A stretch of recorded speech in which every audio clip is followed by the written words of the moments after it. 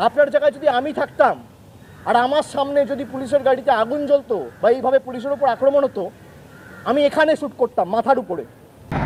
মুর্শিদাবাদের জঙ্গিপুরে আন্দোলনের নামে ওয়াকফ বিলের প্রতিবাদে যে তাণ্ডব চলল, এটির দায়ভার কার? এর দায়ভার কারও নেই, কিন্তু কন্ট্রোল করার দায়ভার নিশ্চয়ই ছিল। এরা ভ্যান্ডালিজম করে, তথাকথিত সংখ্যালঘুরা যেখানে সংখ্যাগুরু হয় সেখানে ভ্যান্ডালিজম করে। এটি নোট করে রাখবেন, মুর্শিদাবাদে 70%, তারপরে মালদার মোথাবাড়িতে হলো, সেখানেও সংখ্যালঘুরা সংখ্যাগুরু, এবং উত্তর দিনাজপুর থেকে শুরু করে বিভিন্ন জায়গায় যেখানে এই সংখ্যালঘুরা সংখ্যাগুরু হয়েছে সেখানে এরা তাণ্ডব চালিয়েছে। এবং আমাদের বাংলার যুবরাজ ভাইপো অভিষেক বন্দ্যোপাধ্যায় যখন রাজ্যের বিরোধী দল ভারতীয় জনতা পার্টি নবান্ন অভিযান করেছিল, সেখানে দু একটা গাড়ি জ্বলেছিল, ভ্যান্ডালিজম হয়েছিল, তখন অভিষেক বন্দ্যোপাধ্যায় বলেছিলেন যে আমি হলে এখানে গুলি করতাম, এখানে গুলি করতাম। আমি হতে পুলিশ করেনি, কিন্তু আমি হলে এখানে গুলি করতাম। পুলিশ খালি অ্যারেস্ট করেছে, অ্যাটেম্প টু মার্ডারের কেস দিয়েছে, যাবজ্জীবন কারাদণ্ড দিয়েছে, আমি হলে মেরেই দিতাম। 2022-এর সেপ্টেম্বরে বিজেপির নবান্ন অভিযানের সময় পুলিশের জিপ পোড়ানোর অভিযোগ উঠেছিল। সেই ঘটনা নিয়ে তখন সুর চড়াতে দেখা গিয়েছিল অভিষেক বন্দ্যোপাধ্যায়কে। দেবজিৎ বাবুকে বললাম যে আমি আপনাকে স্যালুট জানাই যে আপনি কিছু করেননি। আপনার জায়গায় যদি আমি থাকতাম আর আমার সামনে যদি পুলিশের গাড়িতে আগুন জ্বলতো বা এইভাবে পুলিশের উপর আক্রমণ হতো, আমি এখানে শ্যুট করতাম মাথার উপরে। এরকম অভিষেক বন্দ্যোপাধ্যায় বলেছিলেন। কিন্তু জঙ্গিপুরের ঘটনায় আমরা কি দেখলাম? জঙ্গিপুরের ঘটনায় একজনকেও অ্যারেস্ট করা হয়নি, নট এ সিঙ্গেল পার্সন, একজনকেও অ্যারেস্ট করা হয়নি। কেন? আমরা সকলেই জানি দুধেলগাই ভোট ব্যাংক পলিটিক্স। এবং মোথাবাড়িতে তো আরও, মোথাবাড়িতে এই দুধেলগাইদের অ্যারেস্ট করা হয়নি, উল্টো যারা আক্রান্ত তাদেরকে অ্যারেস্ট করা হয়েছে। পরিস্থিতি ভাবুন রাজ্যের। এই যে বাংলাদেশে বাটার ফ্যাক্টরির বাটার শোরুম ধ্বংস করা হলো, ভ্যান্ডালাইজ করা হলো, পশ্চিমবঙ্গে তো একই পরিস্থিতি দেখা যাচ্ছে। তফাৎ তো কিছু নেই, এপার বাংলা ওপার বাংলা, খালি মাঝখানে বর্ডারটি রয়েছে। পরিস্থিতি দুটোই সমতুল্য। সংখ্যাগুরুরাই সংখ্যালঘু, তারা কিছু বলতে পারে না, শাসক দল তাদেরকে মাথায় চড়িয়ে বসে রেখেছে। এরকম পরিস্থিতি চলতে থাকলে তো ভয়াবহ অবস্থা আসতে চলেছে, আমরা সকলেই জানি।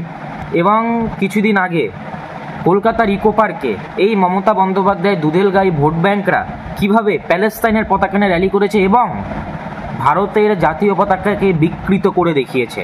মুর্শিদাবাদে, কলকাতার ইকো পার্কে, পশ্চিমবঙ্গের বিভিন্ন জায়গায়। কলকাতার আমাদের ভারতবর্ষের জাতীয় পতাকার অশোক স্তম্ভকে সরিয়ে আরবি বা ফার্সি বা উর্দু ভাষায় কিছু লেখা ছিল সেখানে। এইভাবে জাতীয় পতাকাকে তারা দেখিয়েছে, বানিয়েছে, র্যালি করেছে ভারতবর্ষের অঙ্গরাজ্য পশ্চিমবঙ্গের বুকে। মমতা বন্দ্যোপাধ্যায় দুধেলগাইরা, ভাবুন ভাবুন, এটা বাংলাদেশ নয়, এটা পশ্চিমবঙ্গ। কি পরিস্থিতি! অনেকে অনেক কথা বলছে, বিরোধীরা বলছে যে এই চাকরি নিয়োগ দুর্নীতির থেকে মোড় ঘোরানোর জন্য এটি করানো হয়েছে, উস্কে দেওয়া হয়েছে, বোঝানো হয়েছে।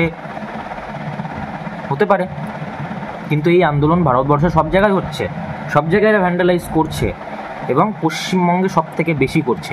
নদিয়াতেও হয়েছে, মুর্শিদাবাদে হয়েছে, নদিয়াতেও হয়েছে, পশ্চিমবঙ্গের আনাচে কানাচে বিভিন্ন জায়গায়, ক্ষেত্রে ক্ষেত্রে, গলিতে গলিতে আরও এরা মাইলেজ পাচ্ছে এসব করার জন্য। মাইলেজ কারা দিচ্ছে? রাজ্যের শাসক দল, রাজ্য সরকার, মমতা বন্দ্যোপাধ্যায়। একজনকেও অ্যারেস্ট করেনি।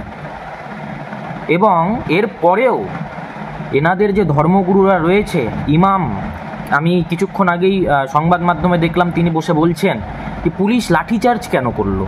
আচ্ছা, অ্যারেস্ট তো করেনি, লাঠিচার্জটাই কেন করলো? লাঠিচার্জটাও করা যাবে না, ওদেরকে ফুলের মালা পরাতে হবে গিয়ে। আরে তুমি ফুলের মালা পরো, রাজ্যের সম্পত্তি ধ্বংস করো, পোড়াও, মানুষ মারো, কোনো অসুবিধা নেই, ফুলের মালা পরো, লাঠিচার্জ কেন করতে যাবো? গা ছুটতে দেবো? লাঠিচার্জ করে, এটা সত্য কথা। আমরা সুযোগে দিই, বহু সভা করেছি, তো পুলিশকে লাঠিচার্জ করতে হলে কেন আমি সেটা জানি না। পরিস্থিতি ভাবুন রাজ্যের, কোথায় আমরা বাস করছি? এটা বাংলাদেশ না পশ্চিমবঙ্গ? এদিন যারা পুলিশের গাড়ি পোড়ালো, পুলিশের ওপর হামলা চালালো, তাদের বিরুদ্ধে কি আদৌ কোনো ব্যবস্থা নেবে রাজ্য প্রশাসন, নাকি বিক্ষোভ প্রতিবাদের নামে এই তাণ্ডব চলতেই থাকবে?